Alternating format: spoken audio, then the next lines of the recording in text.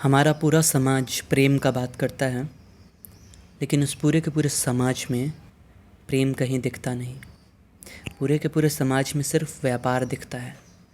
सिर्फ ये दिखता है कि तुम मेरे लिए करो तो मैं तुम्हारे लिए करूँगा। यही सत्य है, यही सच्चाई है, यही सत्य है। जितनी शादियाँ हुई हैं वो शादियाँ क्या प्रेम के बदौलत हुई हैं, क्या प्रेम के कारण हुई हैं? जितनी भी शादियाँ हुई हैं वो एक व्यापार है। वहाँ पे लड़की वालों ने लड़कों वालों का संपत्ति, बैंक बैलेंस, गाड़ी, कपड़ा, मकान देखा और लड़कों वालों ने लड़की का रंग देखा, रूप देखा, शरीर देखा। यही होता है कि तुम मुझे शरीर दो, मैं तुम्हें सिक्योरिटी दूंगा, मैं तुम्हें पैसा दे दूंगा। लड़की अपना शरीर बेच देती है सिक्योरिटी के लिए, पैसा के लिए, और लड़का अपने पैसे और सिक्योरिटी के दम पे लड़की को ख़रीद लेता है। और इस बेसिस पे समाज बना और इस बेसिस पे बच्चे पैदा हो रहे हैं। जिसमें प्रेम नहीं है वो सेक्स कर रहे हैं और सेक्स करके बच्चे पैदा कर रहे हैं। ज़िंदगी भर वो एक दूसरे से खुश नहीं रहते, कलेश करते हैं, लड़ते हैं, झगड़ते हैं। जब मोह आया तो एक दूसरे से खूब खूब खूब प्रेम दिखाया और उसी मोह के 1 घंटे के बाद एक दूसरे से नफ़रत कर लिया, लड़ाई कर लिया, झगड़ा कर लिया, गाली दे दिया। और यही सब देखते हुए बच्चे पैदा होते हैं, ये सब देखते हैं और वो बड़े होते हैं। तो आपको क्या लगता है वो बच्चे कैसे होंगे? वो भी इन्हीं नफ़रत, गुस्सा, अकेलापन, घमंड से भरे हुए होंगे। फिर वो भी आगे यही सब करेंगे, वो भी बिना प्रेम के शादी कर लेंगे, बच्चे पैदा कर लेंगे और ये साइकिल यूं ही चलता रहेगा। देख लो आप अपने समाज में कहाँ है प्रेम?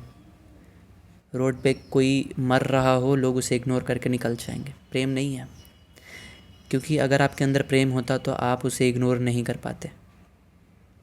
सोचो, अगर तुम्हारा अपना भाई रोड पे तड़प रहा हो, क्या आप उसे इग्नोर करके निकल जाओगे? अगर प्रेम होगा तो नहीं निकल पाओगे। हमें किसी के लिए प्रेम नहीं है, किसी के लिए प्रेम नहीं है। लोग देखते हैं कि भाई भाई कैसे कट के मर जाते हैं, किस लिए? संपत्ति के लिए। हमने देखा है दोस्त दोस्त कैसे लड़ जाते हैं, किस लिए? लड़की के लिए, संपत्ति के लिए। एक दूसरे को मार दिया जाता है, जान ले लिया जाता है, किस लिए? संपत्ति के लिए, लड़की के लिए। पूरे समाज में प्रेम कहीं दिखता नहीं है। तो ये समाज का जो व्यवस्था है, वो व्यापारी का व्यवस्था है कि जब तक तुम किसी को कुछ दे रहे हो, उसके मनोकामनाओं को पूरा कर रहे हो, उसकी इच्छाओं को पूरा कर रहे हो, वो तुम्हें महान समझेगा, वो तुम्हें बड़ा समझेगा, वो तुम्हारे साथ रहेगा।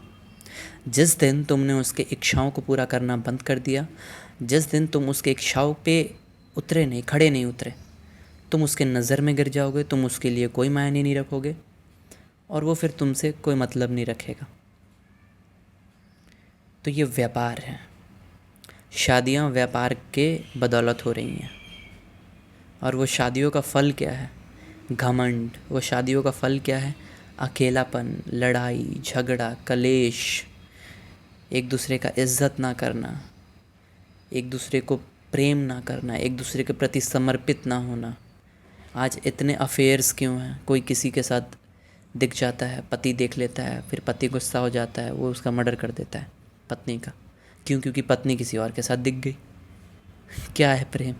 कि तुम मेरी नहीं तो किसी की भी नहीं, ये प्रेम है? ये घमंड है कि तू अगर मेरी नहीं हो सकी तो किसी की भी नहीं हो सकती है।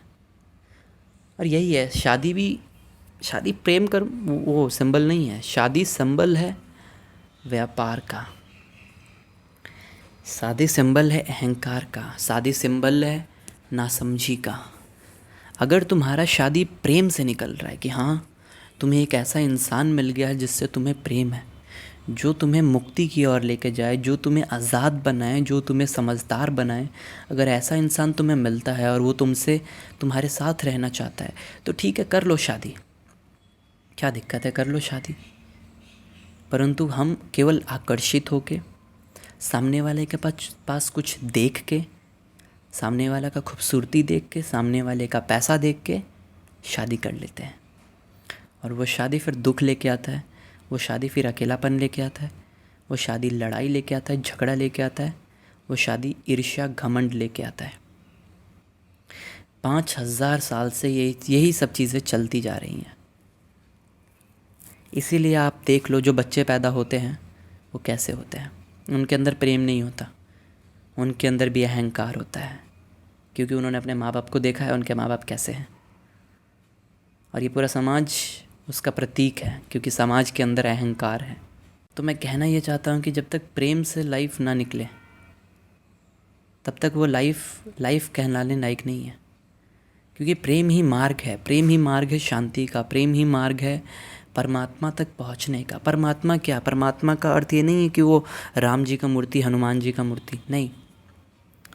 परमात्मा का अर्थ है शांति। परमात्मा का अर्थ है एक ऐसा स्टेट जहाँ पे आप खो गए हो, जहाँ पे आप डूब चुके हो, जहाँ पे आप निरअहंकारी हो चुके हो, जहाँ पे आप ईर्ष्या, जलन, घमंड, लालच, हवस, इन सब से ऊपर उठ चुके हो।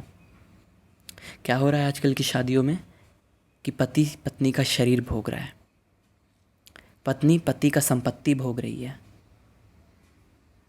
यही तो हो रहा है। प्रेम कहाँ है? प्रेम नहीं है। और इसी कारण से जितनी भी दुनिया में आपको क्रूरता दिखती है वो सिर्फ प्रेम ना होने के कारण है। कि पति ने पत्नी को मार दिया, पत्नी ने पति को मार दिया, पति ने बच्चों को मार दिया, बच्चों ने पापा को मार दिया। क्या है? क्योंकि प्रेम नहीं है। इसीलिए हर चीज़ में क्रूरता है, इसीलिए हर चीज़ में नफ़रत है। तो अगर प्रेम से तुम्हारा शादी निकले तो वो शादी ठीक है, कर लो। अगर प्रेम से तुम्हारा शादी ना निकले तो शादी कभी मत करना। क्यों? क्योंकि वो शादी तुम्हें गुलाम बनाएगा, वो शादी तुम्हें नफ़रत से भर देगा, वो शादी तुम्हारा आज़ादी छीन लेगा। घुट घुट के तुम मरोगे। देखो अपने आसपास के लोगों का ज़िंदगी, वो कैसे घुट घुट के मर रहे हैं, झूठा स्माइल लेके बाहर निकलते हैं, फॉर्मेलिटीज़ करते हैं एक दूसरे के साथ, अपने मन मुताबिक जीवन नहीं जी सकते, अपने आसपास लायबिलिटीज़ क्रिएट कर लेते हैं और पूरे जीवन दुखी रहते हैं। तो तुमको अगर एक ऐसा ज़िंदगी चाहिए जहाँ पे तुम अपने हिसाब से, अपने मन मुताबिक आज़ादी से ज़िंदगी जी सको, तो सबसे बड़ा लायबिलिटी शादी मत करना अगर तुम्हें एक ऐसा इंसान ना मिले जो मुक्त हो, जो प्रेम को समझता हो, जो प्रेम से भरा हुआ हो, जो निरअहंकारी हो। सिर्फ किसी का सुंदरता या पैसा देख के उससे शादी मत करना, जीवन नर्क हो जाएगा।